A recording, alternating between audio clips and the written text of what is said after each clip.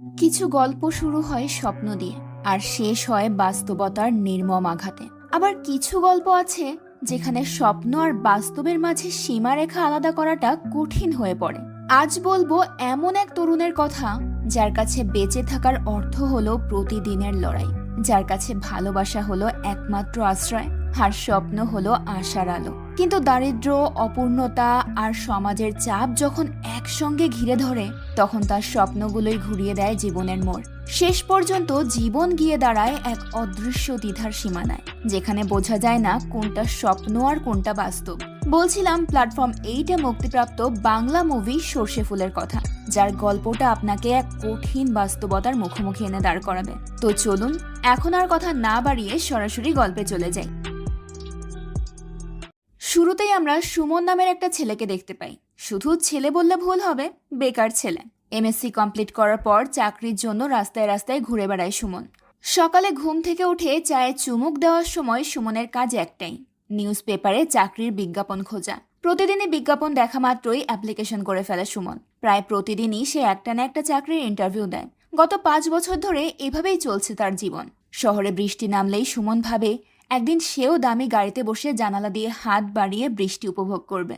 সুমন স্বপ্ন দেখে কোনো এক ঝমঝমে বৃষ্টির দিন শহরের গলিতে চলবে সুমনের মার্সিডিজ। সুন্দর ভবিষ্যতের স্বপ্ন নিয়েই দিন কেটে যায় তার। সুমনের বাবা একটা সরকারি অফিসের ক্লার্ক ছিল।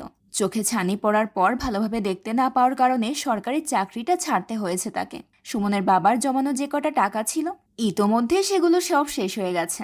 মাসে মাসে পেনশনের কিছু টাকা পায়, সেটুকু দিয়েই চলছে তাদের পুরো সংসার। সুমনের মা একজন সাধারণ গৃহিণী। শরীরে বাতের ব্যথা থাকা সত্ত্বেও চমৎকারভাবে সংসারের সব কাজ সামলে নেন সুমনের মা। কখনো কোনো অভিযোগ করে না। মাঝে মাঝে মাকে দেখে সুমন অবাক হয়ে ভাবে, মা কি কখনো কোনো স্বপ্ন দেখতো না? সুমনের একটা ছোট বোন আছে, তার নাম মৌনি। এবার উচ্চ মাধ্যমিক পরীক্ষা দেবে। মৌনি পড়ালেখায় খুব একটা খারাপ নয়। একটা টিউশনে নিলে হয়তো পড়ালেখায় আরো অনেক ভালো করতে পারত, কিন্তু অভাবের সংসারে মৌনির জন্য টিউশন টিচার রাখাটা আর সম্ভব হয়নি। উল্টো পড়াশোনার খরচ চালানোর জন্য মৌনি নিজেই কয়েকজন বাচ্চাকে পড়ায়। এত কিছুর মাঝে সুমনের একটাই আক্ষেপ, এত অভাবের সংসারেও সুমন চাইলেও কোনো সাহায্য করতে পারে না, কারণ সে তো বেকার।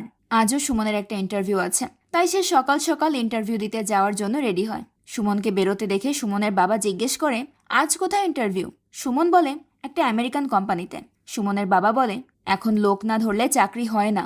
আসলে সুমনের বাবা অনেকদিন ধরেই তার পরিচিত এক ব্যক্তির অফিসে সুমনকে চাকরি নিয়ে দিতে চায়, কিন্তু মাত্র 10,000 টাকা স্যালারি হয় সুমন সেখানে চাকরি করতে রাজি না। এটা নিয়ে সুমনের ওপর তার বাবার অনেক ক্ষোভ। সুমনের বাবা যখন এসব নিয়ে ছেলেকে বকাবকি করছিল, সুমনের মা তখন সুমনের বাবার এক দূর সম্পর্কের ভাইয়ের কথা বলে, যে কিনা মুম্বাইতে একটা আইটি কোম্পানিতে চাকরি করে। সুমনের মা বলে সেই ভাইয়ের সঙ্গে কথা বলে সুমনের একটা চাকরির ব্যবস্থা করিয়ে দিতে। এই কথা শুনে সুমনের বাবা তাচ্ছিল্য করে বলে, তোমার ছেলের কি সেই যোগ্যতা আছে নাকি যে আইটি কোম্পানিতে চাকরি করবে? বড় চাকরির পেছনে ছুটে তোমার ছেলে তো আর কম সময় পার করলো না। এখন সরকারি অফিসের একটা পিয়নের বেতনও 20-25 হাজার টাকা। একটা পিয়নের চাকরি জোগাড় করলেও তো হয়, সংসারটা বেঁচে যায়। 3 মাসের বাড়ি ভাড়া বাকি। বাড়িওয়ালা দীর্ঘদিনের পরিচিত আর ভালো মানুষ বিধায় এখন পর্যন্ত কিছু বলেনি। অন্য কেউ হলে তো এতক্ষণে ঘাড় ধাক্কা দিয়ে বের করে দিত। এতদিনে হয়তো আমাদেরকে পথে পথে ঘুরতে হতো। বেচারা সুমন খাবার খেতে বসেছিল, কিন্তু বাবার এ সমস্ত কড়া কথা আর সে কোনোভাবেই সহ্য করতে পারে না। তাই সে রাগ করে খাবার রেখেই উঠে পড়ে।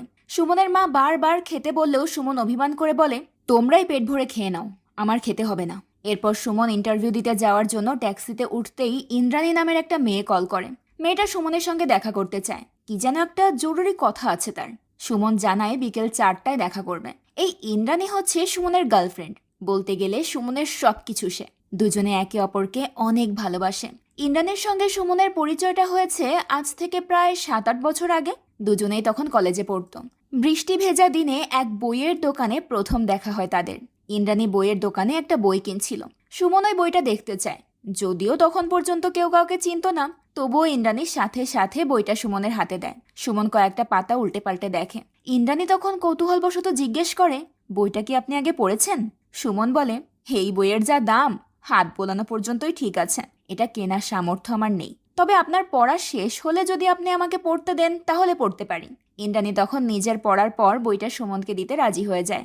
এর কিছুদিন পর আবারও একটা বইয়ের দোকানে ইন্দ্রাণী আর সুমনের দেখা হয়। ইন্দ্রাণী একটা বই দরদাম করছিল। কিন্তু দোকানি কোনোভাবেই 500 টাকার নিচে দিতে রাজি না। এদিকে আবার ওই দিন ইন্দ্রাণীর কাছে কিছু টাকা কম ছিল। কথাটা শুনতেই সুমন নিজের পকেট থেকে টাকা বের করে দিতে চায়। ইন্দ্রাণী প্রথমে সুমনের কাছ থেকে টাকা নিতে রাজি হয় না, কিন্তু সুমনও নাছোড়বান্দা। সে অনেকটা জোর করেই বইটা ইন্দ্রাণীকে কিনে দেয়। মেয়ে পছন্দ হয়েছে বস, ইমপ্রেস তো একটু করতেই হবে, তাতে নিজের পকেটে ছুঁচোয় ডন কষুক, তাতে কোনো সমস্যা নেই, তবে ইমপ্রেশন বজায় রাখতে হবে। যাই হোক, ইন্দ্রাণীও কিছুটা সংকোচ নিয়ে বইটা নেয়। এরপর সুমনের কাছ থেকে ফোন নাম্বারটা চেয়ে বলে, কালকেই আপনার বইটা আপনাকে ফেরত দিয়ে দেব। সুমন বলে, এত তাড়াহুড়ো কিসের? ইন্দ্রাণী বলে, ধার নিয়েছি, ফেরত দেব না। এইভাবে কথায় কথায় তাদের দুজনের মধ্যে গল্প জমে ওঠে। ইন্দ্রাণী সুমনকে কফির অফার করে, সুমনও রাজি হয়ে যায়। ধীরে ধীরে দুজনের মধ্যে ভালো সম্পর্ক তৈরি হয়, আর খুব অল্প সময়ের মধ্যেই সেটা ভালোবাসায় পরিণত হয়। যদিও দুজনের কেউই কখনো কাউকে প্রপোজ করেনি কিংবা ভালোবাসি শব্দটাও বলেনি, তবুও দুজনের মধ্যে আপনা আপনি গভীর একটা ভালোবাসা তৈরি হয়। লোকে বলে বেকার ছেলেদের নাকি প্রেমিকা জোটে না। সুমনের ক্ষেত্রে এই কথাটা একেবারেই ভুল প্রমাণিত হয়। সে মনের মতোই একটা প্রেমিকা পেয়ে গেছে। যাই হোক, অতীতের কথাগুলো ভাবতে ভাবতে সুমন ইন্টারভিউ দেওয়ার জন্য অফিসে পৌঁছে যায়। যথারীতি সে ইন্টারভিউ দেয়, কিন্তু বরাবরের মতো এবারও চাকরিটা হয় না সুমনের। সুমন একরাশ হতাশা নিয়ে অফিসের সামনে একটা চায়ের দোকানে যায়। এক কাপ চায়ের সাথে একটা সিগারেট ধরিয়ে সে ওই বিশাল অফিসের দিকে তাকিয়ে কিছু একটা ভাবতে থাকে। এরপর সুমন একটা পুরনো ভাঙা বাড়িতে যায়। সারাদিনের ক্লান্তি শেষে এই জরাজীর্ণ ভাঙা বাড়িতে এসে বসতে সুমনের সবচেয়ে বেশি ভালো লাগে, কারণ এই বাড়িতেই সুমন আর ইন্দ্রাণী সবসময় দেখা করেন। এখানে বসেই তারা দুজন শত শত গল্প করেন, ভবিষ্যতের পরিকল্পনা করেন। এখানেই ঝগড়া করে, আবার এখানেই মিল হয় দুজনের। তাই এখানে বসেই ইন্দ্রাণীর জন্য অপেক্ষা করতেও খুব ভালো লাগে সুমনের। আজ বিকেল 4টায় ইন্দ্রাণীর সঙ্গে তার দেখা করার কথা, তাই সুমন এই জরাজীর্ণ বাড়িটাতে বসেই ইন্দ্রাণীর জন্য অপেক্ষা করছে। ইন্দ্রাণীর আসতে দেরি হচ্ছে দেখে সুমন ইন্দ্রাণীকে একবার কল করে, কিন্তু ইন্দ্রাণী কলটা কেটে দেয়, কারণ ওই মুহূর্তে সে তার বাবার সামনে দাঁড়িয়ে। সুমনের কল আসছে দেখে ইন্দ্রাণীর বাবা বলে, এখন এরকম কল আসতেই থাকবে, একবার তোমার বিয়ে হয়ে গেলে এমনিতেই সব বন্ধ হয়ে যাবে। এই ছেলেকে বিয়ে করলে বিয়ের পর তোমাদের ভালোবাসা কিন্তু জানালা দিয়ে পালিয়ে যাবে। আসলে সুমন বেকার ছেলে হওয়ায় ইন্দ্রাণীর বাবা কিছুতেই ইন্দ্রাণী আর সুমনের সম্পর্কটা মেনে নিচ্ছে না। ইন্দ্রাণী নিজের বাবাকে অসংখ্যবার বোঝানোর চেষ্টা করলেও কোনো লাভ হয় না। ইন্দ্রাণীর বাবা আবার তার জন্য নিজের পছন্দ মতো একটা পাত্রও ঠিক করে রেখেছে। পাত্র কোনো এক এমএলএর ছেলে, কিন্তু ইন্দ্রাণী তার বাবার পছন্দ করা পাত্রকে বিয়ে করতে রাজি না। বিয়ে করতে হলে সে সুমনকেই করবে। ইন্দ্রাণীর বাবা ইন্দ্রাণীকে বুঝিয়ে বলে, সুমনের তো কোনো ফিউচার নেই, পড়াশোনা কমপ্লিট করার পরেও এখনো টোটো করে ঘুরে বেড়াচ্ছে। একটা এমএসসি পাশ করা সাধারণ ছেলে চাকরি পেলেও বা কত টাকা বেতন পাবে? সামান্য কটা টাকা বেতনের চাকরি করে তো নিজের মা বোনকে চালাতে গিয়েই তার হিমশিম খাওয়া লাগবে, আবার নিজের সংসার কিভাবে চালাবে সে? বাবার কথা শুনে ইন্দ্রাণী বিরক্ত হয়ে বলে, সুমন যদি কোনো পলিটিক্যাল পার্টির গুন্ডা হতো তাহলে নিশ্চয়ই তোমরা ওকে মেনে নিতে। ইন্দ্রাণীর মা জবাবে বলে, পলিটিক্যাল পার্টি করলেও অনেক সুবিধা, মন্ত্রী এমএলএ না হোক একজন কাউন্সিলর হলেও তো অনেক টাকা ইনকাম করতে পারে। বড় বড় বিজনেসের থেকে এখন পলিটিক্সে ইনকাম বেশি। এরপর ইন্দ্রাণীর বাবা বলে, বিয়ে ব্যাপারটা এতটাও সহজ নয়, চাইলেই যাকে তাকে বিয়ে করা যায় না, অনেক হিসাব নিকাশ করতে হয়। আর ভালোবাসা, বিয়ের পর একসাথে থাকতে থাকতে এমনিতেই ভালোবাসা হয়ে যায়। ইন্দ্রাণী তখন অবাক হয়ে বলে, কি অদ্ভুত যুক্তি তোমাদের! ছেলে গুন্ডা হোক কিংবা ছিনতাইকারী হোক, তার সঙ্গে ভালোবাসা থাক বা না থাক, ভালো ইনকাম থাকলেই চলবে। ইন্দ্রাণীর মা বিরক্ত হয়ে বলে, তোর বাবার পছন্দ করা পাত্র তপন কোনো গুন্ডা বা ছিনতাইকারী নয়, সে অনেক ভালো পজিশনে আছে। ইন্দ্রাণী বলে, ওর বাবা এমএলএ আর চাচা লোকাল পার্টির সেক্রেটারি, বাবা চাচার জোরে পজিশন পেয়েছে, ওর নিজের কি কোনো যোগ্যতা আছে? ইন্দ্রাণীর বাবা বলে, আজ হোক বা কাল সে এমএলএ হবে। ইন্দ্রাণীর মাও তখন বলে, আর না হলেও তো কোনো সমস্যা নেই, ওদের যে অর্থ সম্পদ আছে 14 পুরুষ বসে খেতে পারবে, ওরা কাল তোকে দেখতে আসবে, এটাই ফাইনাল। ইন্দ্রাণী তখন আর কোনো কথা বলে না। ইন্দ্রাণীর বাবা আবারও ইন্দ্রাণীকে বোঝায় যে পলিটিক্স করলেই মানুষ খারাপ হয় না, ওরা ভালো ফ্যামিলি থেকে বিলং করে। ইন্দ্রাণী বলে, হ্যাঁ ঠিক বলেছ, ভালো মানুষ বলেই তো 5 বছরে 14 পুরুষের বসে খাওয়ার মতো টাকা ইনকাম করে ফেলেছে। একদিকে ইন্দ্রাণীর তার বাবা মায়ের সঙ্গে তর্ক বিতর্ক চলছিল, আর অন্যদিকে সুমন তাকে কলের পর কল করেই যাচ্ছিল। ইন্দ্রাণী তখন বিরক্ত হয়ে বাড়ি থেকে বেরিয়ে পড়ে। সে সরাসরি চলে যায় সেই জরাজীর্ণ বাড়িটাতে, যেখানে সুমন তার জন্য বসে অপেক্ষা করছে। ইন্দ্রাণী সুমনের পাশে বসেই তাকে একটা গিফট দেয়। সুমন জিজ্ঞেস করে, হঠাৎ গিফট কেন? ইন্দ্রাণী সুমনকে জানায় তার একটা পার্ট টাইম জব হয়েছে। কথাটা শুনে সুমন বলে, হে তো দেখে মেঘনা চাইতেই জল। ইন্দ্রাণী বিরক্ত হয়ে বলে, কিসের মেঘনা চাইতেই জল? এটাকে বলে বৃষ্টির বদলে 1 গ্লাস জল। আসলে ইন্দ্রাণীর টার্গেট সরকারি স্কুলে জব করা, কিন্তু নতুন করে নিয়োগ না হয় ইন্দ্রাণী জবের জন্য অ্যাপ্লাইও করতে পারছে না। বাধ্য হয়ে তাই একটা স্কুলে পার্ট টাইমের জব করতে হচ্ছে তাকে। তো এরপর ইন্দ্রাণী সুমনের হাতে কিছু টাকা দেয়। সুমন টাকাগুলো দেওয়ার কারণ জানতে চাইলে ইন্দ্রাণী বলে, তুমি প্রতিদিন জবের জন্য অ্যাপ্লাই করো, অ্যাপ্লাই করতেও তো টাকা লাগে, এটা দিয়ে করে নিও। সুমন ইন্দ্রাণীর কাছ থেকে টাকা নিতে সংকোচ বোধ করে। ইন্দ্রাণী বলে, এটা তো আমার ইনকাম করা টাকা, তুমি নির্দ্বিধায় নিতে পারো। এখন সুমন যেহেতু বেকার, তাই এই টাকাগুলো তার সত্যি সত্যিই কাজে লাগবে, তাই সে টাকাগুলো নিয়ে নেয়। এরপর সন্ধ্যাবেলা সুমন বাড়ি ফিরলে সুমনের মা বলে, আমার ওষুধ শেষ হয়ে গেছে, কাল বাইরে যাওয়ার আগে আমাকে একটু এনে দিস। সুমন বলে, বাবার ওষুধও তো শেষ হয়ে গেছে, সেটাও তো আনতে হবে। সুমনের মা বলে, তোর বাবার ওষুধ মৌনি এনে দিয়েছে, মেয়েটার সামনে পরীক্ষা, তবু নিজের পড়াশোনার পাশাপাশি টিউশনি করিয়ে সংসারে কত হেল্প করছে। শুধু কি তাই, ঘরের কাজেও মেয়েটা কত হেল্প করে, তোকে তো এসবের কিছুই করতে হয় না। সুমন বেকার হওয়ার মায়ের মুখে এ ধরনের কথাগুলো প্রায়ই শুনতে হয় তাকে, তাই সে একটু বিরক্ত হয়ে বলে, এসব কথা ছাড়া কি তোমাদের আর কোনো কথা নেই? সুমনের মা বলে, এসব বলবো না তো আর কি বলবো, বড় চাকরির আশায় শপিং মলের চাকরিটা হাতছাড়া করলি। শপিং মলের ছোট চাকরি করতে তোমার সম্মানে বাঁধে, ওখানে চাকরি করলে 15,000 টাকা বেতন দিত। 15,000 টাকা কি কম নাকি? এত অহংকার করে থাকলে কিন্তু জীবন চলে না। যাই হোক, কাল ইন্টারভিউটা ভালো করে দিস। এবার তোর চাকরি না হলে আমাকেও মানুষের বাড়িতে গিয়ে বাসন মাজার কাজ করতে হবে, সেটা নিশ্চয়ই তোর জন্য সম্মানের হবে না? আশেপাশের এত মানুষের চাকরি হয়, তুই একটা চাকরি জোগাড় করতে পারিস না? সুমনের মা অনবরত এসব কথা বলেই যাচ্ছিল, তাই সুমন বিরক্ত হয়ে বাইরে বেরিয়ে যায়। পরের দিন সকালে সুমন যথাসময়ে ইন্টারভিউ দিতে যায়, কিন্তু এবারও তার চাকরিটা হয় না। ইন্টারভিউ দিয়ে সুমন যখন বের হচ্ছিল, ঠিক ওই সময় ইন্দ্রাণী তাকে কল করে। ইন্দ্রাণী জানতে চায় কি হলো ইন্টারভিউতে। সুমন জানায়, সবসময় যা হয় তাই হয়েছে। এরপর সুমন জিজ্ঞেস করে, আজ কখন দেখা করবে? ইন্দ্রাণী বলে, আমাদের মনে হয় আর কখনোই দেখা হবে না। আমি আমার বাবা মাকে বোঝানোর অনেক চেষ্টা করলাম, কিন্তু পারলাম না তাদের রাজি করাতে। আমাদের ভালোবাসা হয়তো হেরে গেল সুমন, আর কোনো দিন দেখা হবে না আমাদের। ভালো থেকো তুমি। ইন্দ্রাণীর কথাগুলো শুনে সুমন যেন স্তব্ধ হয়ে যায়। বেচারা কথা বলার ভাষা একেবারে হারিয়ে ফেলে। ইন্দ্রাণীর কথার জবাবে সে একটা কথাও বলতে পারে না, চুপচাপ ফোনটা রেখে দেয়। সুমন কল্পনাও করতে পারেনি তার এত দিনের ভালোবাসা, এত স্বপ্ন, এত পরিকল্পনা সব এক নিমিষেই শেষ হয়ে যাবে।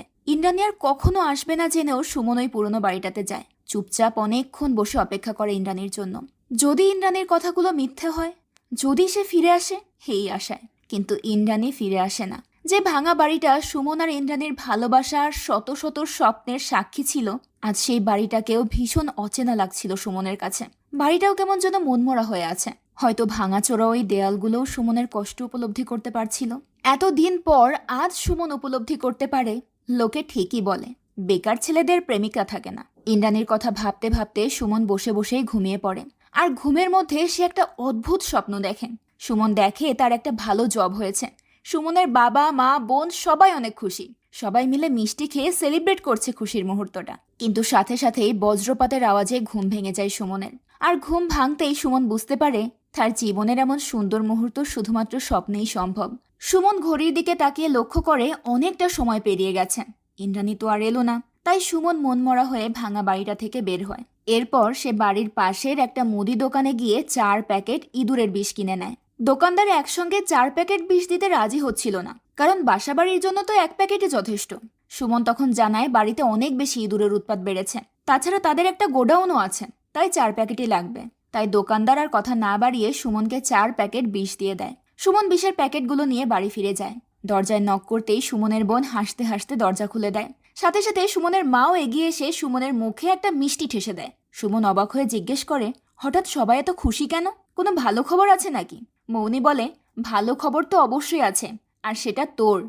অনেক বড় একটা কোম্পানিতে চাকরি হয়েছে তোর। সুমন মৌনির কথা যেন বিশ্বাসই করতে পারে না। তখনই সুমনের বাবা অ্যাপয়েন্টমেন্ট লেটারটা নিয়ে এসে সুমনের হাতে দিয়ে বলে, বিশ্বাস হচ্ছে না তো, এটা দেখ। সুমন দেখে এটা সত্যি সত্যি একটা বড় ইন্টারন্যাশনাল কোম্পানির অ্যাপয়েন্টমেন্ট লেটার। সে প্রচণ্ড অবাক হয়ে যায়, কারণ একটু আগে যে দৃশ্যগুলো সে স্বপ্নে দেখেছে সেটাই এখন বাস্তবে তার সঙ্গে হুবহু হচ্ছিল। স্বপ্নে দেখা দৃশ্যগুলো কিভাবে সুমনের জীবনের সঙ্গে হুবহু মিলে গেল সুমন সেটা বুঝতে পারছিল না। তাছাড়া এই কোম্পানিতে সুমন ইন্টারভিউ দিয়েছিল আরো 6 মাস আগে। 6 মাস পরে যে সেখান থেকে কোনো অ্যাপয়েন্টমেন্ট লেটার আসতে পারে, এটা তার কল্পনারও বাইরে। বহুদিন পর সুমনের বাড়িতে খুশির মিষ্টি এসেছে, তাও আবার সেটা সুমনের জন্য। এটা সুমনের কাছে পরম সৌভাগ্যের মতো। ইন্দ্রাণী তার জীবন থেকে চলে যাওয়ার পর সে ভেবেছিল তার জীবনের সবকিছু হয়তো একেবারেই শেষ হয়ে গেছে। সেই ইঁদুরের বিষগুলো কিনেছিল নিজেকে শেষ করার জন্য, কিন্তু ভাগ্য আবারও তাকে নতুন করে বাঁচার একটা সুযোগ করে দিল। সুমন ফ্রেশ হতে না হতেই সুমনের মা কয়েক পদের তরকারি সহ সুমনের রাতের খাবার রেডি করে। এরপর নিজেই সামনে বসে যত্ন করে খাবার বেড়ে দেয় সুমনের পাতে। সুমনের বোন আর বাবাও পাশে বসেছিল। চাকরি হতে না হতেই সুমনের জীবন যেন বদলে যেতে শুরু করে। পরিবারের সবাই তাকে ভালোবেসে একেবারে মাথায় তুলে ফেলেন। এত ভালোবাসা হয়তো সুমনের আগে কখনো পায়নি। সুমনের বাবা আগ্রহ নিয়ে জানতে চায় স্যালারি কত হতে পারে। আবার মৌনি জানতে চায় যেহেতু কোম্পানিটা আমেরিকান কোম্পানি, সুমনকে বিদেশে নিয়ে যাওয়া হবে কিনা। সবার কৌতূহলের কোনো শেষ নেই।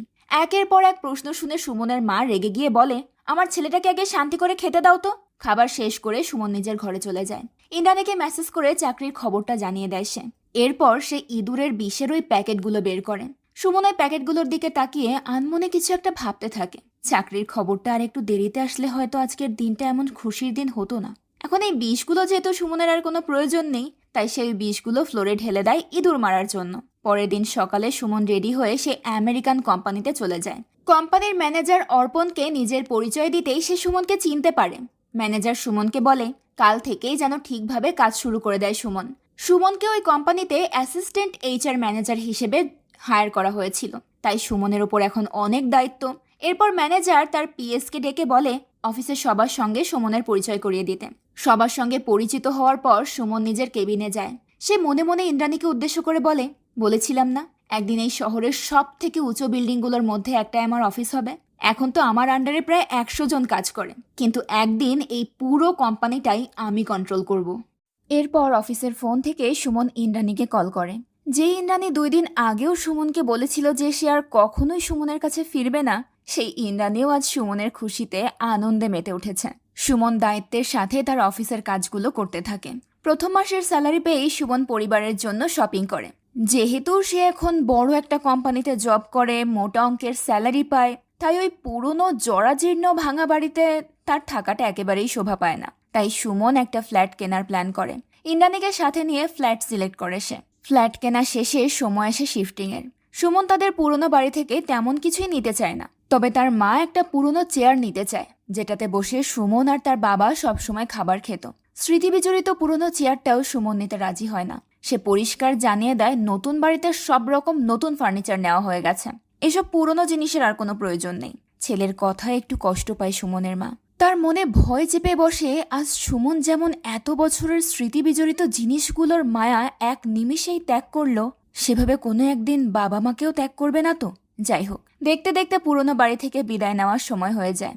সুমনের বাবা বাড়িওয়ালা খগেনকে বাড়ির চাবি বুঝিয়ে দেয়। চাবি ফেরত নেওয়ার সময় বাড়িওয়ালা অনেক ইমোশনাল হয়ে যায়। প্রায় 30 বছর ধরে সুমনরা এই বাড়িতেই থাকছেন। রক্তের কোনো সম্পর্ক না থাকলেও এত বছরে একটা আত্মার বন্ধন ঠিকই তৈরি হয়েছিল তাদের মধ্যে। তাই তাদেরকে বিদায় দিতে বেশ কষ্ট হচ্ছিল খগেনের। খগেন বলে, এই বাড়িটা আমি আর অন্য কাউকে ভাড়া দিতে পারবো না, এই বাড়িটা আপনাদেরই থাকবে। এই কথা শুনে সুমনের মাও কান্না ভেজা কণ্ঠে বলে, সেটাই ভালো হবে। বলা তো যায় না, আমরা হয়তো হঠাৎ একদিন আশ্রয়হীন হয়ে যাব, তখন এই বাড়িতেই হয়তো আবার আশ্রয় নিতে হবে। এই সময় সুমন তার মাকে ডাক দেয়। তাদেরকে তো যেতে হবে, পুরনো এই বাড়িটায় আর মন টিকছে না সুমনের। পুরনো সবকিছু ছেড়ে সবাই চলে যায় নতুন বাড়ির উদ্দেশ্যে। এদিকে ইন্দ্রাণীও স্পষ্ট ভাষায় তার বাবা মাকে জানিয়ে দেয় যে বিয়ে করলে সে সুমনকেই করবে। তাই সুমনের হাতের মাপের একটা আংটি যেন বানিয়ে রাখেন। যেহেতু সুমন এখন অনেক ভালো পজিশনে, তাই ইন্দ্রাণীর বাবা মাও আর ঝামেলা করে না। বেশ ধুমধাম করে সুমন এবং ইন্দ্রাণীর বিয়েটা হয়েই যায়। নতুন ফ্ল্যাটে গৃহপ্রবেশ হয় ইন্দ্রাণীর। সবাই ভীষণ খুশি। সুমনের জীবনের সবকিছুই যেন স্বপ্নের মতো সুন্দর কাটছে। বিয়ের পরের দিন সুমন তার অফিসের কলিগদেরকে বাড়িতে ইনভাইট করেন। ছোটখাটো একটা পার্টির আয়োজন করে সে। সেখানে নাচ গান এমনকি মদও পান করে সবাই মিলে। এই জিনিসগুলো সুমনের বাবা মায়ের একদমই ভালো লাগে না। তারা নিজেদের ঘরে চুপচাপ করে বসে থাকে। অনেক কিছু বলতে ইচ্ছে করলেও ছেলেকে কিছুই বলার সাহস হয় না তাদের। পার্টি শেষে রাতের বেলা সুমন ইন্দ্রাণীকে জিজ্ঞেস করে, তোমরা কখনো ভাবতেই পারোনি আমি এত দূর আসতে পারবো? আমার মতো একটা বেকার ছেলের এমন লাইফস্টাইল হবে, তাই না? তুমি এই নতুন জীবনে খুশি তো? ইন্দ্রাণী বলে, এত কিছু আমার না হলেও আমি খুশি হতাম। সুমন বলে, এত কিছুর কি দেখলে? এখনো তো সবকিছুই বাকি। আমি অনেক কিছু প্ল্যান করে রেখেছি। আমার এই গাড়িটা আমি তোমাকে দিয়ে দেব, আর আমি একটা নতুন গাড়ি কিনবো।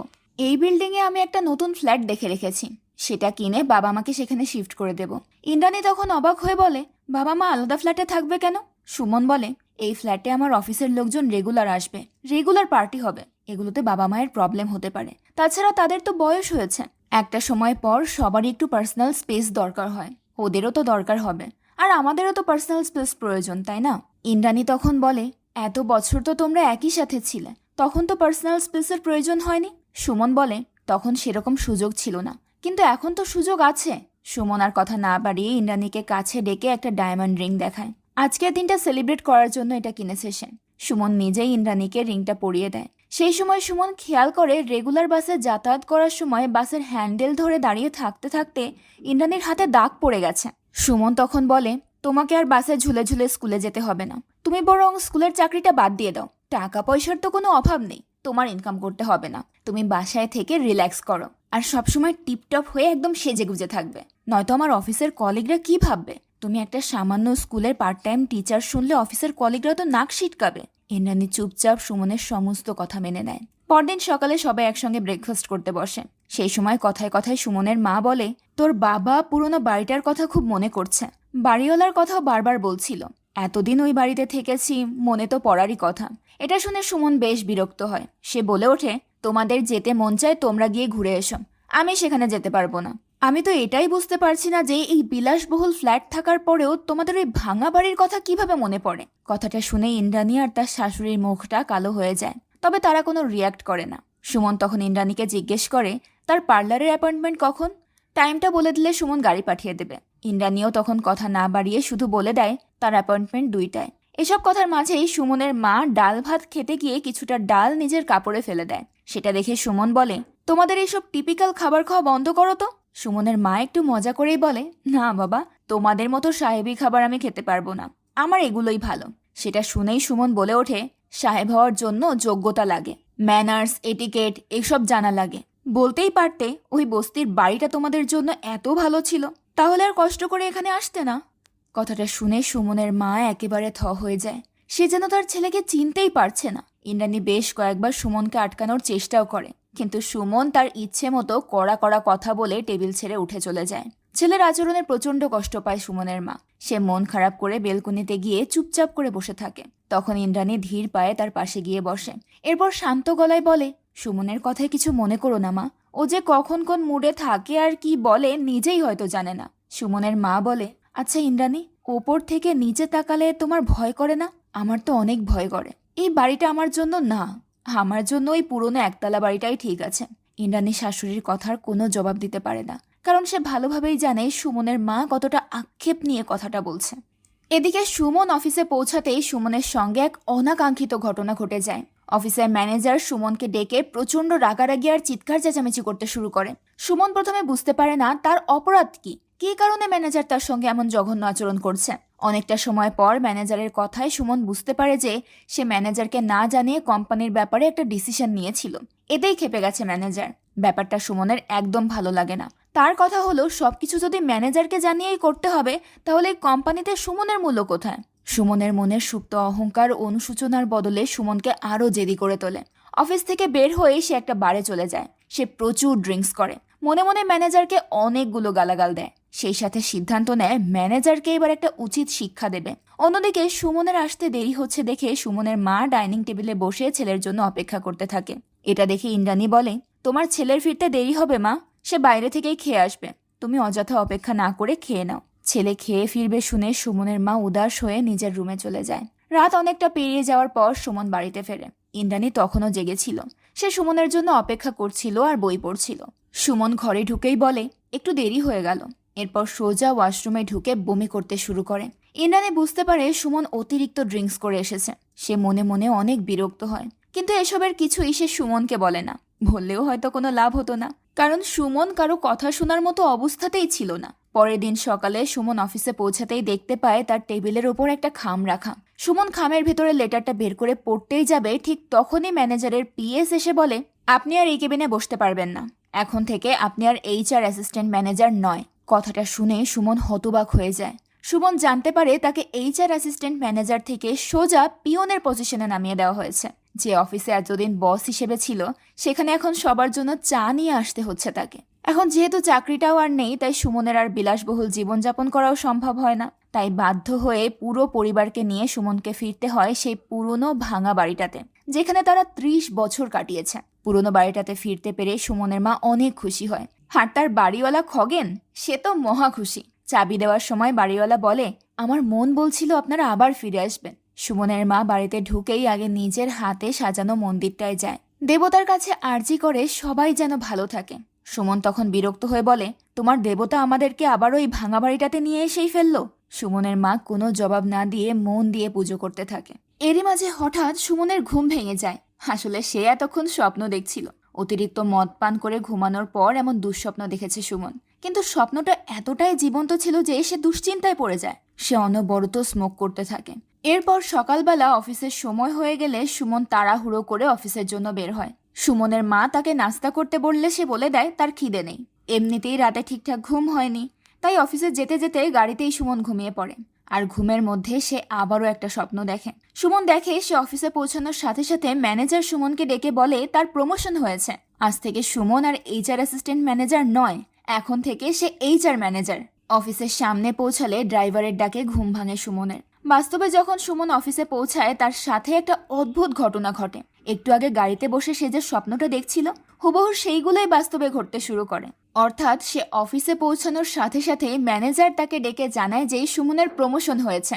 সুমন প্রচন্ড অবাক হয়ে যায়, কারণ কাল রাতে তো সম্পূর্ণ উল্টো স্বপ্ন দেখেছিল সে। সেই স্বপ্ন দেখে প্রচন্ড ঘাবড়েও গিয়েছিল বেচারা। রাতের স্বপ্নটা এত জীবন্ত হওয়া সত্ত্বেও বাস্তবের সঙ্গে সেটার কোনো মিল নেই। অথচ দিনের বেলা গাড়িতে বসে কয়েক মিনিটের ঘুমে সুমন যে স্বপ্ন দেখলো সেটাই বাস্তবে পরিণত হলো। সুমন রিয়েলাইজ করে তার রাতের স্বপ্ন নয়, বরং দিনে দেখা স্বপ্নগুলোই সত্যি হয়। স্বপ্নের সঙ্গে বাস্তবের হুবহু মিল থাকায় সুমন নিজেকে জিনিয়াস ভাবতে শুরু করে। প্রমোশন হওয়ার পর সুমন সবার আগে একটা গাড়ি কেনে। সেই সাথে প্রমোশন হওয়ার পর থেকে অফিসের কাজ আর নিজেকে নিয়ে সুমন আগের থেকে আরও বেশি ব্যস্ত হয়ে পড়ে। সুমনের ব্যস্ততার কারণে পরিবারের সঙ্গে তার দূরত্ব বাড়তে থাকে। মা, বাবা, স্ত্রী কিংবা বোন কারোর সঙ্গেই কথা বলার সময় নেই তার। সে নিজের মতো করে কাটিয়ে দেয় পুরো দিন। সুমনের এমন নিজেকে নিয়ে ব্যস্ত থাকার কারণে সব থেকে বেশি বিষণ্ণতায় ভোগে ইন্দ্রাণী। সে সুমনের সঙ্গে কাটানো সুন্দর মুহূর্তগুলো খুব মিস করতে থাকে। এভাবেই বেশ কয়েক মাস পার হয়ে যায়। একদিন হঠাৎ সুমনের বাবা মারা যায়। স্বামীর মৃত্যুর পর সুমনের মাও ভীষণ একা হয়ে পড়ে। দেখতে দেখতে সুমনের ছোট বোন মৌনিও অনেকটা বড় হয়ে যায়। সুমন একটা ভালো ছেলে দেখে মৌনির বিয়ে দিয়ে দেয়। সে এতটাই ব্যস্ত থাকে যে বোনের বিয়েতেও ঠিকমতো সময় দিতে পারে না। কিন্তু ইন্দ্রাণী পুরো ব্যাপারটা সামলে নেয়। সময় কাটতে থাকে। সুমন আরও একবার প্রমোশন পায়। এইচআর ম্যানেজার থেকে সুমন এবার রিজিওনাল ম্যানেজার হিসেবে প্রমোটেড হয়। ধীরে ধীরে সুমনের স্বপ্নগুলো সত্যি হচ্ছিল। সে চেয়েছিল একদিন পুরো কোম্পানি সুমনের কন্ট্রোলে থাকবে। ধীরে ধীরে সেই পথে এগোচ্ছিল সে। সুমনের প্রমোশন উপলক্ষে বাড়িতে একটা বড় পার্টির আয়োজন করে সে। পার্টিতে সুমনের কলিগরা অনেক আনন্দ করে, মদ পান করে, সেলিব্রেট করে। বাড়িতে এত এত মানুষের ভিড়ে এক কোণে বসে ইন্দ্রাণীও মদ পান করতে থাকে। নিজের বাড়িতে ইন্দ্রাণীকে মনে হচ্ছিল সে যেন কোনো আনওয়ান্টেড গেস্ট, যাকে কেউ কোনো অ্যাটেনশনই দেয় না। দিনে দিনে সুমনের সঙ্গে ইন্দ্রাণীর দূরত্ব এতটাই বেড়ে যায় যে সুমনের উপস্থিতি বা অনুপস্থিতিতে ইন্দ্রাণীর আর কিছুই এসে যায় না। ব্যাপারটা একদিন রিয়েলাইজ করতে পারে সুমন। সে বুঝতে পারে জীবনে যা কিছু মূল্যবান জিনিস প্রয়োজন ছিল সুমন হয়তো সবকিছুই হাসিল করেছে, কিন্তু একটা সময় যে মানুষটার কাছে সুমন ছিল সব থেকে মূল্যবান, সেই মানুষটার কাছেই আজ সুমন একেবারেই মূল্যহীন হয়ে পড়েছে। কিন্তু এতে সুমনের কোনো আফসোস নেই। সুমনের মতে সময়ের সঙ্গে সবাই বদলায়, এটাই তো স্বাভাবিক। কিন্তু ইন্দ্রাণী চুপচাপ এই সমস্ত কিছু সহ্য করতে করতে একেবারে হাঁপিয়ে উঠেছিল। বহুদিন ধরে সুমনের সঙ্গে ঠিকভাবে কথাও হয় না তার। এক সকালে ইন্দ্রাণী সুমনের কাছে গিয়ে বলে, তোমার কি একটু সময় হবে আমার সঙ্গে কথা বলার? শপিংয়ে যাবে? টাকা দরকার? ইন্দ্রাণী রেগে গিয়ে বলে, শপিং, বাড়ি, গাড়ি, জিম, ক্লাব এসবের বাইরেও মানুষের একটা ব্যক্তিগত জীবন আছে সুমন। সুমন বলে, এগুলো খুব সহজে পেয়ে গেছো তো, তাই তোমার কাছে এখন এগুলো মূল্যহীন মনে হয়। ইন্দ্রাণী সুমনকে বোঝাতে চায় এইসব বিলাসবহুল গাড়ি, বাড়ি, দামি শপিং এর থেকেও ইন্দ্রাণীর কাছে মূল্যবান ছিল সুমন আর তার মধ্যেকার সম্পর্ক, যেটা এখন আর আগের মতো নেই। সুমন ইন্দ্রাণীর কথায় বিরক্ত হয়ে বলে, অযথা ঝগড়া করে আমার ছুটির দিনটা নষ্ট করো না তো। ইন্দ্রাণী বলে, আমি কথা বললেই তো তোমার দিন নষ্ট হয়ে যায়। ঠিক আছে, তোমার ছুটির দিন নষ্ট করব না। যেটা বলার জন্য এসেছিলাম সরাসরি সেটাই বলছি, আমি ডিভোর্স চাই। সুমন হতবাক হয়ে বলে, এটা কি ধরনের কথা? কেন চাইছো ডিভোর্স তুমি? কি পাওনি তুমি আমার কাছে? কোন জিনিসটার অভাব রেখেছি আমি? প্রয়োজনের থেকে সবকিছুই বেশি পেয়েছো তুমি। ইন্দ্রাণী বলে, হ্যাঁ, সবকিছুই প্রয়োজনের থেকে বেশি পেয়েছি, কিন্তু আমি সত্যিকার অর্থে যেটা চেয়েছি সেটা তুমি আমাকে দিতে পারোনি। সুমন বলে, এতদিন তোমাকে সময় দিতে পারিনি, এখন দেব। এতদিন আমি আমার ক্যারিয়ার গড়াতে ব্যস্ত ছিলাম, এখন তো সবকিছু সেটেল হয়ে গেছে, আমাদের মধ্যেকার সম্পর্কও ঠিক হয়ে যাবে। ইন্দ্রাণী বলে, এখন অনেক দেরি হয়ে গেছে, এখন আর আমি কোনো কিছু ঠিক করতে চাইও না। সুমন এবার একটু ইতস্তত হয়ে জিজ্ঞেস করে, তুমি কি অন্য কাউকে ভালোবাসো? ইন্দ্রাণী বলে, এমন কিছু যদি হয়েও থাকে তাতে তোমার কি কিছু এসে যায়? তুমি যে স্ট্যাটাস থেকে বিলং করো সেখানে তো এসব কিছু স্বাভাবিক। এই কথা বলেই ইন্দ্রাণী রাগ করে রুমে চলে যায়। সুমন কিছুতেই মেনে নিতে পারছিল না ইন্দ্রাণী তাকে ডিভোর্স দিতে চায়। তাই খাবার খেতে বসে সুমন ওই একই কথা তুলে বলে, তোমার যদি অন্য কারোর সঙ্গে সম্পর্ক থেকেই থাকে তাহলে তুমি আগেই বলতে পারতে, আমি আমার ফ্ল্যাট, গাড়ি সবকিছু তোমার নামে লিখে দিতাম, এরপর তোমার যার সাথে ইচ্ছে তুমি তার সাথে চলে যেতে। ইন্দ্রাণী বলে, আমি চলে গেলে হয়তো তোমারই সুবিধা হবে, তাই না? যদি নতুন কাউকে জোগাড় করতে পারতাম তাহলে হয়তো ভালোই হতো, অন্তত তোমার মতো ফেক আর স্টুপিড লোকের সঙ্গে থাকতে হতো না। সুমন প্রচণ্ড রেগে গিয়ে বলে, আমি যদি এতই ফেক আর স্টুপিড তাহলে থেকো না আমার সঙ্গে, চলে যাও। ইন্দ্রাণী এবং সুমনের মধ্যে ঝগড়া শুনে ভিতর থেকে সুমনের মা বেরিয়ে আসে। সে দুজনের ঝগড়া থামানোর চেষ্টা করে, কিন্তু কেউই তার কথা শুনে না। রাতের বেলা ইন্দ্রাণী জানায় যে সে আর সুমনের সঙ্গে এক বিছানায় ঘুমোবে না, ইন্দ্রাণী আজ থেকে আলাদা রুমে ঘুমাবে। এই কথা শুনে সুমন চিৎকার করে বলে, তোমরাই তো চেয়েছিলে আমার টাকা পয়সা গাড়ি বাড়ি সবকিছু হোক, এখন যখন আমার সবকিছু হয়েছে তোমরাই এবার আমাকে দূরে ছুঁড়ে ফেলে দিচ্ছ, তোমরা আসলেই সেলফিশ। ইন্দ্রাণী বলে, তুমি আমাকে সেলফিশ বলছো? তোমার জন্য আমি কি না সহ্য করেছি। কোনো পার্টি হলেই আমার কানে কানে এসে বলতে কেউ ড্রিঙ্কস অফার করলে যেন মানা না করি, তোমার পুরুষ কলিগরা কথা বললে যেন সবার সঙ্গে হেসে কথা বলি, দিনের পর দিন বিভিন্ন পার্টিতে নিয়ে গিয়ে হাজার হাজার টাকার মদ গিলিয়েছ আমাকে। সুমন বলে, আমি কি এগুলো নিজের জন্য করেছি? যা করেছি সব তো তোমার জন্য, বাবা মায়ের জন্য আর মনির জন্য করেছি। ইন্দ্রাণী বলে, এটাই তোমার ভুল ধারণা, তুমি আসলে যা কিছু করেছো সবটাই নিজের জন্য করেছো। এই কথা বলে ইন্দ্রাণী অন্য রুমে চলে যায়। সুমন নিজের রুমে একা একা সিগারেট ধরিয়ে রাগ কমানোর চেষ্টা করে। এতদিন সুমনের ব্যস্ততার কারণে সুমনের পুরো পরিবারটা একাকিত্বে ভুগছে, কিন্তু আজ সুমন নিজেই বড্ড একা হয়ে পড়েছে। সুমনের সঙ্গে ইন্দ্রাণী তো কথা বলেই না, সুমনের মাও তেমন একটা কথা বলে না। আগের মতো কেউ আর তাকে খাবার টেবিলে বসে সঙ্গ দেয় না, কিংবা খাওয়ার কথাও বলে না। সুমন একা একাই নাস্তা করে অফিসে চলে যায়। আর সে চলে যাওয়ার পর ইন্দ্রাণী আর সুমনের মা একসঙ্গে বসে নাস্তা করে। এদিকে সুমন একদিন অফিসে যাওয়ার সময় ট্রাফিক সিগন্যালে খেয়াল করে একটা ছোট্ট পরিবার খুব সাধারণ একটা স্কুটিতে বসে কত আনন্দে চলাফেরা করছে। সুমন রিয়েলাইজ করে তার কোটি টাকা দামের গাড়ির ভেতরে যে সুখ নেই, সেই সুখ সামান্য একটা স্কুটিতে উপচে পড়ছে। পরক্ষণেই সুমন নিজের দিকে ফোকাস করে। এসব নিয়ে ইমোশনাল হওয়ার সময় তার এখন নেই, তাকে আরও উপরে উঠতে হবে, নিজ হাতে আকাশ ছুঁতে হবে তাকে। তাই সে অফিসে গিয়ে তার একটা নতুন প্রজেক্ট নিয়ে ডিসকাস করে। বর্তমানে সুমন যে প্রজেক্টটা শুরু করতে যাচ্ছে এটা সুমনের ড্রিম প্রজেক্ট। এটা যদি সাকসেসফুল হয় তাহলে সুমনকে আকাশ ছোঁয়া থেকে কেউ ঠেকাতে পারবে না। তাই সুমন তার ড্রিম প্রজেক্ট নিয়ে ব্যস্ত হয়ে পড়ে। কাজ করতে করতে একটা সময় সে নিজের ক্যাবিনে বসেই ঘুমিয়ে পড়ে। এবার ঘুমের মধ্যে সুমন একটা ভয়ঙ্কর স্বপ্ন দেখে। সে দেখে তার বিলাসবহুল ফ্ল্যাটটা সম্পূর্ণ অন্ধকার, সুমনের মা কিংবা ইন্দ্রাণী কেউই নেই সেখানে। পুরো ফ্ল্যাটটা ফাঁকা, কোনো মানুষের আওয়াজ কিংবা পায়ের শব্দ পর্যন্ত কিছু পাওয়া যাচ্ছে না। সুমন তার মা এবং ইন্দ্রাণীকে ডাকতে থাকে, কিন্তু কেউই কোনো সাড়া দেয় না। সুমন একে একে প্রত্যেকটা রুমে খুঁজে দেখে, কেউ কোথাও নেই। এরপর সুমন নিজের রুমে ঢুকলে একেবারে আঁতকে ওঠে। সে দেখতে পায় ফ্লোরে একটা ডেড বডি পড়ে আছে। সুমন ধীর পায়ে ডেড বডির কাছে এগিয়ে যায়। ডেড বডির মুখের ওপর থেকে কাপড়টা সরতেই সুমন ভয়ে কেঁপে ওঠে, কারণ এই ডেড বডিটা তার নিজেরই ছিল। হঠাৎ ফোনের রিংটোনের আওয়াজে সুমনের ঘুম ভেঙে যায়। ঘুম ভাঙতেই সুমন আরও বেশি ভয় পেয়ে যায়, কারণ এই ভয়ানক স্বপ্নটা সুমন দিনের বেলা দেখেছে, আর তার দিনের বেলা দেখা প্রত্যেকটা স্বপ্নই হুবহু বাস্তব হয়। সুমন তখন অনেক বেশি চিন্তিত হয়ে পড়ে। সে ভাবতে শুরু করে সত্যি সত্যি হয়তো সে খুব দ্রুতই মারা যাবে। তাই সে অফিস থেকে বের হয়ে একটা বারে বসে অনেকক্ষণ ধরে ড্রিঙ্ক করে। রাতের বেলা বাড়ি ফিরলে দেখে সুমনের মা এবং ইন্দ্রাণী দুজনেই যে যার মতো খেয়ে শুয়ে পড়েছে। সুমন নিঃশব্দে তার মায়ের রুমে যায়। দরজা খুলতেই দেখতে পায় তার মা ঘুমিয়ে পড়েছে। তাই সে আর তার মাকে না ডেকে বের হয়ে যায়। এরপর সুমন নিজের রুমে গিয়ে শুয়ে পড়ে, কিন্তু অফিসে বসে দেখা ওই স্বপ্নটা কোনোভাবেই তার মাথা থেকে বেরোচ্ছে না। বারবার ওই দৃশ্য সুমনের চোখে ভেসে ওঠে। সুমন এবার ইন্দ্রাণীর রুমে নক করে। ইন্দ্রাণীর দরজা খুলতেই সুমন বলে, তোমার একটু সময় হবে, কিছু কথা ছিল। ইন্দ্রাণী বলে, আমাদের মধ্যে সবকিছু শেষ হয়ে গেছে সুমন, বলার মতো আর কোনো কথাই নেই। এই বলে ইন্দ্রাণী দরজা বন্ধ করতে চায়, কিন্তু সুমন রিকোয়েস্ট করে বলে, একটাবার আমার কথা শোনো, এই মুহূর্তে তোমাকে আমার অনেক দরকার। ইন্দ্রাণী বলে, দরকার বলেই তো আমার কাছে এসেছো, কিন্তু আমার আর কোনো দরকার নেই তোমাকে। সুমন প্রচণ্ড হতাশ হয়ে বলে, তুমি আর আমাকে একটুও ভালোবাসো না, তাই না? ইন্দ্রাণী বলে, এটা এতদিন পর বুঝতে পারলে? সুমন বলে, অনেক আগেই বুঝতে পেরেছি, কিন্তু বিশ্বাস করতে পারিনি। আজ মনে হচ্ছে সত্যিই তুমি আমাকে ভালোবাসো না। ইন্দ্রাণী সুমনের সঙ্গে আর কথা বাড়াতে চাচ্ছিল না, তাই সুমনকে নিজের ঘরে চলে যেতে বলে। সুমনও রাগ করে নিজের ঘরে চলে যায়। কিছুক্ষণ পর সে অনেকগুলো পেপার নিয়ে ইন্দ্রাণীর রুমে ঢুকে পড়ে। এগুলো সব সুমনের বাড়ি, গাড়ি আর প্রপার্টির পেপার ছিল। সে ইন্দ্রাণীকে সবকিছু বুঝিয়ে দেয়, তার কোন ব্যাংকে কত টাকা আছে, কোথায় কোন প্রপার্টি আছে, সবকিছু বলে। সুমন তার বেশিরভাগ প্রপার্টিতেই ইন্দ্রাণীকেই নমিনি রেখেছেন, আর কিছু প্রপার্টিতে নমিনি করেছে তার মা এবং বোনকে। সুমন এভাবে এক এক করে সবকিছু ইন্দ্রাণীকে বুঝিয়ে দিচ্ছিল দেখে ইন্দ্রাণী অবাক হয়ে বলে, এসব আমাকে বলছো কেন? সুমন বলে, আমি মারা যাচ্ছি ইন্দ্রাণী, আমার সবকিছু পাওয়া হয়ে গেছে, তাই আমার জীবন এখন ফুরিয়ে এসেছে। সুমনের এসব কথা শুনে ইন্দ্রাণী ঘাবড়ে যায়। সে হতবাক হয়ে সুমনের পাশে বসে বলে, কি পাগলের মতো বলছো এসব? সুমন বলে, আমি নিজের চোখে নিজের মৃত্যু দেখেছি ইন্দ্রাণী। ইন্দ্রাণী সুমনকে সান্ত্বনা দিয়ে বলে, তুমি কোনো দুঃস্বপ্ন দেখেছো, এটা নিয়ে তো ভেবো না। সুমন বলে, আমার দিনের বেলা দেখা সব স্বপ্ন সত্যি হয়। আজ পর্যন্ত আমি যা কিছু হাসিল করেছি স্বপ্ন দেখেই পেয়েছি, নিজের যোগ্যতায় কিছুই পাইনি আমি।